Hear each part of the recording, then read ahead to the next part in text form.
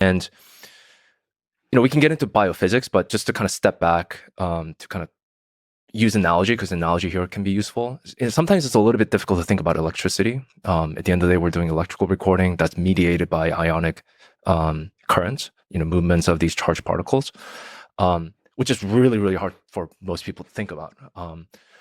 But turns out a lot of the activities that are happening in the brain and the frequency band with which that's happening is actually very, very similar to sound waves and our normal conversation audible range.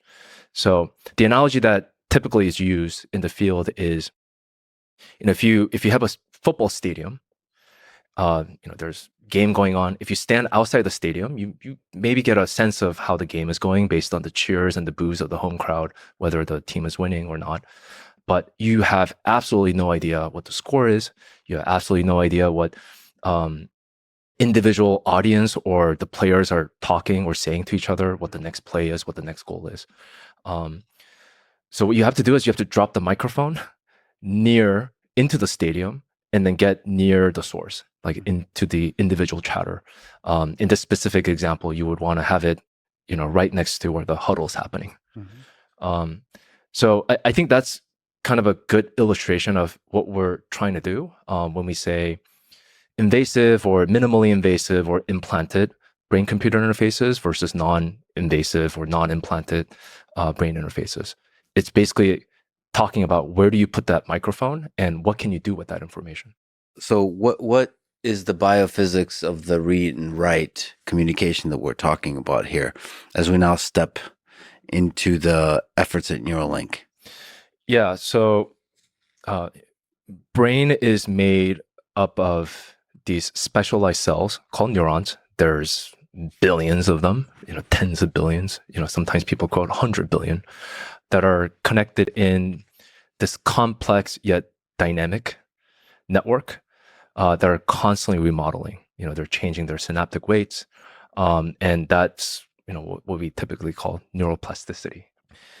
And the neurons are also bathed in this charged environment that is laden with many charged molecules like potassium ions, sodium ions, chlorine ions. And those actually facilitate these, through ionic current communication between these different networks. And when you look at a neuron as well, they have these membrane with a beautiful protein structure called a voltage selective ion channels, which, in my opinion, is one of nature's best inventions. In many ways, if you think about what they are, they're doing the job of a modern day transistors. Transistors are nothing more at the end of the day than a voltage gated conduction channel. And nature found a way to have that very, very early on in its evolution. And as we all know, with the transistor, you can have many computation and a lot of amazing things that we have access to today. So I think it's one of those, just as a tangent, just a beautiful invention that the nature came up with, these voltage gated ion channels. I mean, I suppose there's on the biological level, at every level of the complexity of the hierarchy of the organism, there's going to be some mechanisms for storing information and for doing computation. And this is just one such way. But to do that with biological and chemical components is interesting. Plus, like with neurons, I mean, it's not just electricity, it's chemical communication. It's also mechanical. I mean, these are like actual objects that have that vibrate. I mean, they move. Yeah, they're actually, I mean, there's a lot of really interesting physics that are involved